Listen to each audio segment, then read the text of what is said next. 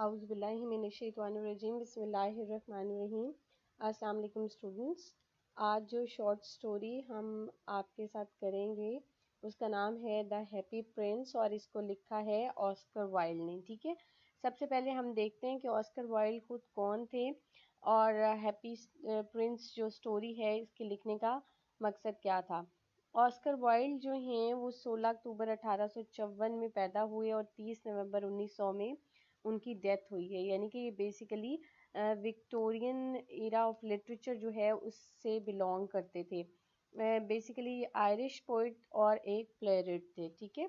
پلے right تھے۔ He is regarded as one of the greatest playwrights of the Victorian era. یہ میں نے آپ کو پہلے بتایا کہ جو ہم ہسٹری کی ڈیٹس لیتے ہیں 1854 سے 1900 تک، تو وکٹورین ایرا جو تھا اس میں یہ فال کرتے ہیں اور اس زمانے کے بہترین جو پلے رائٹس تھے یعنی ڈرامہ نگار تھے ان میں ان کا شمار ہوتا ہے۔ انہوں نے اپنی لائف میں جو ہیں he wrote 9 plays, 1 novel and numerous poems, short stories and essays، کہ صرف وہ ڈرامہ نگار ہی نہیں تھے بلکہ انہوں نے بہت سی شارٹ سٹوریز بھی لکھی ہیں، پوئمز بھی لکھی ہیں، ایسیز بھی لکھے ہیں، اور یہ جو ہیپی پرنس ہے یہ بیسیکلی بچوں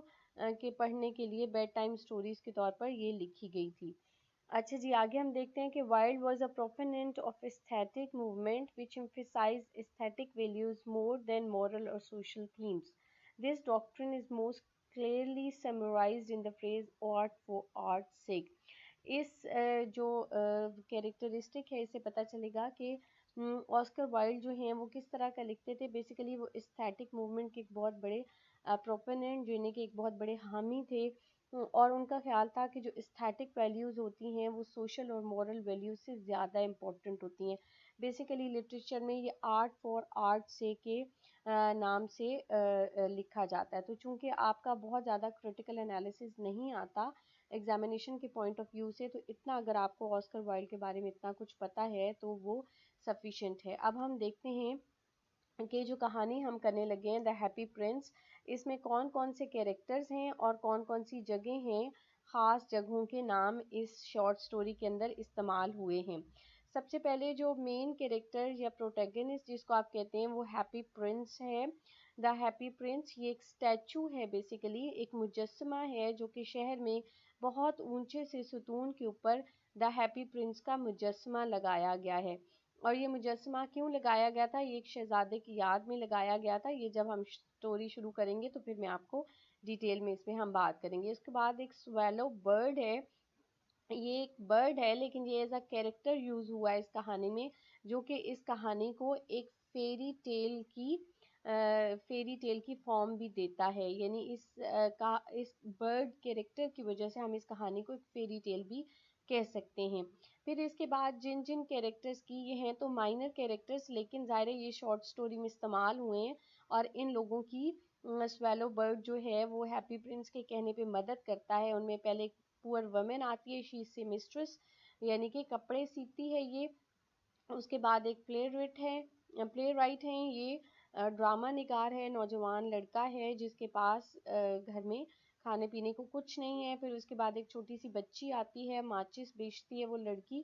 اور اس کی ماچسیں جو ہیں وہ گر جاتی ہیں، اس کا کیریکٹر ہے۔ پھر اس کے بعد کونسلر کا کیریکٹر ہے جو کہ مجسمے کے سارے جو ہے گولڈ لیوز اور اس کے پرلز گرنے کے بعد اس کو برا بھلا کہہ رہا ہوتا ہے، اور ہم دیکھتے ہیں جو کہ آئرونیکل کیریکٹر ہے۔ پھر اس میں جو جگہیں استعمال ہوئی ہیں وہ آپ سین سوسائے ایک محل کا نام ہے جو کہ اس کہانی میں استعمال ہوا ہے، اور ایجپٹ شہر کا ملک کا نام ہے جس میں یہ کہانی جو ہے ہمیں ایکٹ ہوتی ہوئی نظر آتی ہے۔ ٹھیک ہے، آگے ہم چلتے ہیں کہ اس کی سٹوری کی طرف کہ بیسیکلی یہ سٹوری ہے کیا۔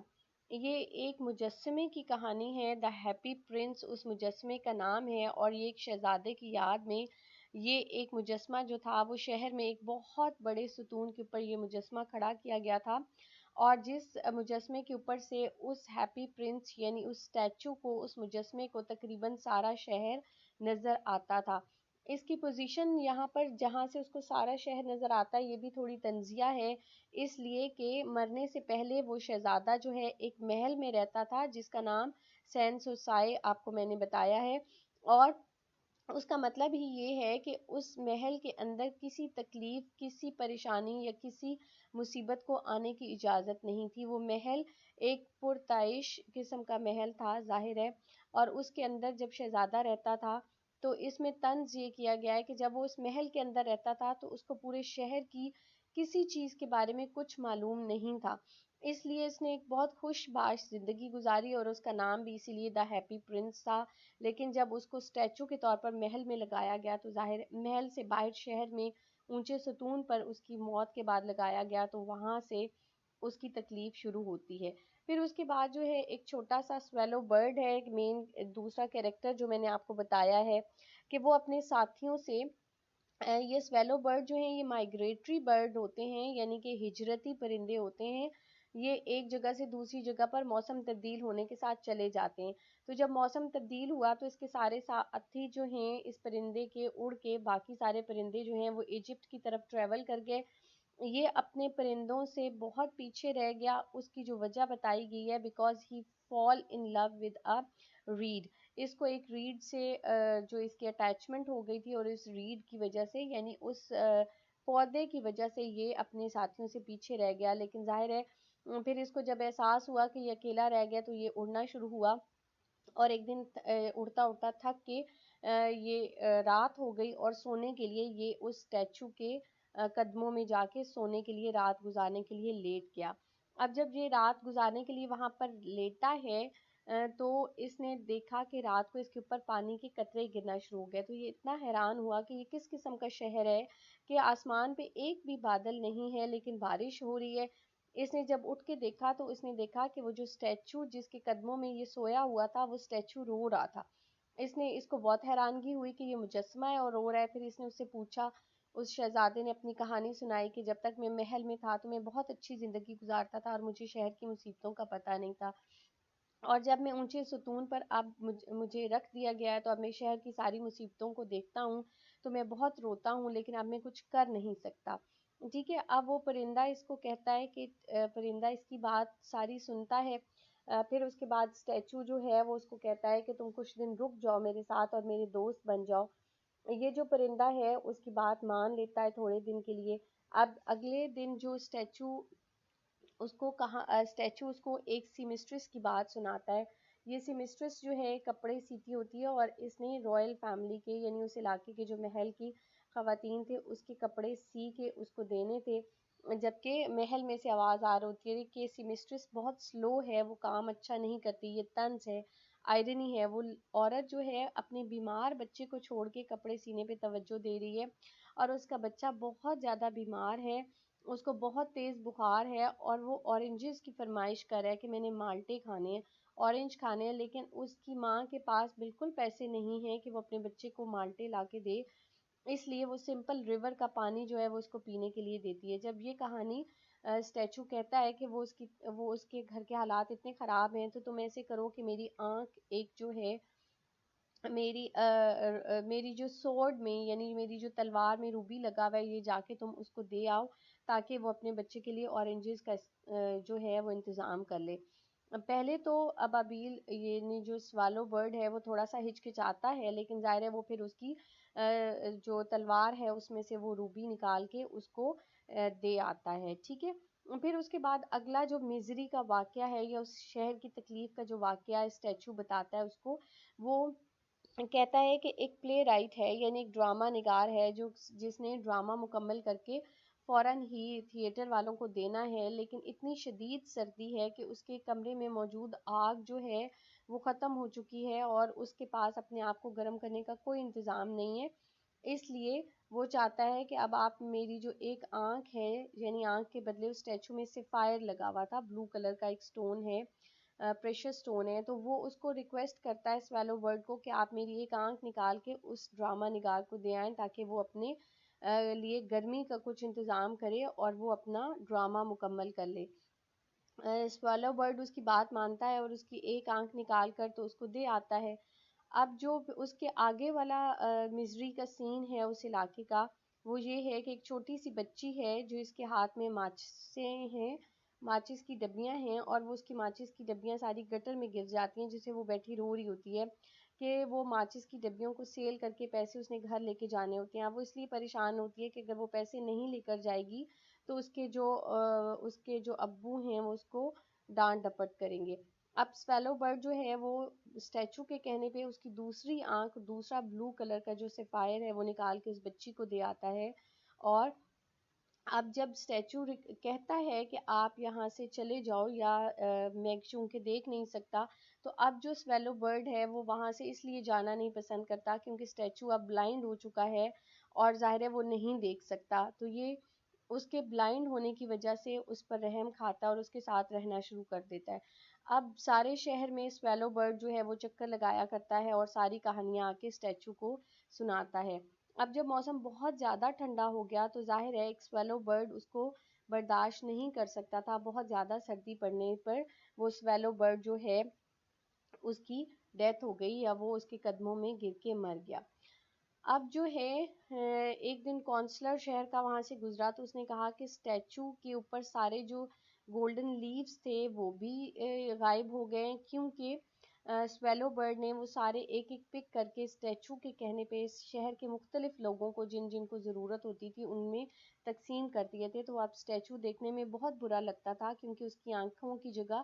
سیفائرز بھی نہیں تھے, اس کی سورڈ میں روبی بھی نہیں لگایا ہوا تھا, اور اس کے سارے جسم پہ جو گولڈن پٹیاں تھیں, گولڈ کی پتیاں تھیں, وہ بھی ساری ختم ہو چکی تھیں. اب کونسلر کے کہنے پہ اس اسٹیچو کو گرا دیا گیا اور اس کو ریفائنری میں بھیج دیا گیا تاکہ وہ اس کو میلٹ کر دیا جائے. اب جب وہ ریفائنری میں میلٹ ہونے کے لیے گیا تو اس کا ہارٹ جو ہے, اس کا دل جو ہے, وہ چونکہ لیڈ کا بنا ہوا تھا وہ میلٹ نہیں ہوا, تو اس کو باہر گاربیج میں یا کوڑے کے ڈھیر پر پھینک دیا گیا. اب اللہ تعالیٰ نے اپنے فرشتوں کو کہا کہ دنیا میں سے 2 قیمتی چیزیں اٹھا کر لے آئیں. جو کہانی جہاں پہ ختم ہوتی ہے تو وہ اینجلز جو ہیں وہ زمین پر سے وہ جو ڈیڈ برڈ تھا سوالو برڈ, وہ اور ساتھ میں بالکل اسی کوڑے کے ڈھیر کے اوپر جو ریفائنری میں سے پھینکا گیا اس اسٹیچو کا جو لیڈ کا بنا ہوا دل تھا, وہ دونوں چیزیں اکٹھی پڑی ہوئی تھیں, اور اینجلز نے وہ دونوں چیزیں جو ہیں وہ اٹھا کے لے کر گئے. اور کہانی کا اینڈ یہاں پر ہوتا ہے کہ گاڈ کہتے ہیں کہ یہ آپ نے بہت اچھی چیزیں دنیا سے چوز کر کے لائے ہیں, اب یہ جو ہے اسٹیچو میری جنت میں رہے گا اور جو سویلو برڈ ہے وہ میرے پیراڈائز میں گانا گائے گا. ٹھیک ہے, یہاں پر یہ کہانی جو ہے وہ ختم ہو جاتی ہے. اگر اب ہم اس کا کریٹیکل انالیسس کریں تو اس کو ہم ایک فیری ٹیل کہہ سکتے ہیں. اس کی وجہ یہ ہے کہ اس میں پائے جانے والے جو کردار ہیں وہ دونوں امیجینیٹو ہیں اور ان ریئل ہیں. جیسے ایک اسٹیچو کا کریکٹر اس میں ایک مین کریکٹر کے طور پر نظر آتا ہے اور ایک ہمیں سویلو برڈ کا کریکٹر مین کریکٹر کے طور پر نظر آتا ہے, تو یہ دونوں ان ریئل کریکٹر ہیں اور امیجینیشن پر بیسڈ ہیں, اس لیے ایک سٹوری کو ہم فیری ٹیل کہہ سکتے ہیں. اس کے بعد یہ best representation of Victorian age ہے. وکٹورین ایج میں آپ کو پہلے بتا چکی ہوں کہ 1837 سے شروع ہو کر 1901 تک جو ہے اس کا زمانہ ہے, اور اس میں کمپیریزن دیا گیا ہے ایک بہت ہی ایلیٹ کلاس کا پاورٹی کے ساتھ, کہ جو بہت لگژریس لائف سٹائل کے لوگ عادی تھے وہ بالکل ان اویئر تھے, ان کو بالکل خبر نہیں تھی کہ ان کے بہت ہی قریب رہنے والے جو غریب لوگ ہیں وہ کس قدر قسم پرسی کی حالت میں زندگی گزار رہے ہیں اور وہ اپنی بیسک جو نیڈز ہیں وہ بھی ان کو نہیں مل رہی ہیں. اس کہانی کا جو مورل لیسن وہ ہمیں ملتا ہے کہ love and sacrifice, basically these two emotions اور feelings are the one that the God loved the most, کہ یہ چیزیں اللہ تعالیٰ کو بہت پسند ہیں اور اسی وجہ سے وہ چوز اس نے جو اینجلز نے دنیا میں سے جو چیزیں کی وہ لو اور سیکریفائس کو ریپرزینٹ کر رہی تھیں, اس وجہ سے اللہ تعالیٰ نے اس کو بہت پسند کیا. اس کے بعد ہم اس سٹوری کو ایک ٹریجک سٹوری بھی کیٹیگرائز کر سکتے ہیں کیونکہ اس کا اینڈ جو ہے وہ بہت ہی ٹریجک ہے. اگر اس کو ہم پریزنٹ لائف کے ساتھ اس کا کمپیریزن کرنا چاہیں تو وہ بھی کچھ غلط نہیں ہوگا, کیونکہ یہ کرٹیسزم پریزنٹ سینیریو میں بھی ہو سکتا ہے کہ جو لوگ ایلیٹ کلاس سے بلانگ کرتے ہیں یا جو لائف کی تمام اپرچونٹیز جن لوگوں کو مل رہی ہیں, they are totally unaware of those people who are deprived and they represent the lower strata of the society and they are deprived of the basic rights, کہ وہ ان لوگوں کو بنیادی ضرورتیں بھی جن لوگوں کو نہیں ملتی ان کے حالات سے ان پہ حکمرانی کرنے والے لوگ جو ہیں اس سے بالکل بے خبر ہیں. یہ پوری کہانی ہے، اس کا کریٹیکل انالیسس ہے، اس کے کوشچن آنسر جو ہیں انشاءاللہ ہم نیکسٹ ویڈیو میں کریں گے. ہوپ فلی آپ کو کہانی سمجھ آ گئی ہوگی. Thank you very much for watching. Thank you again.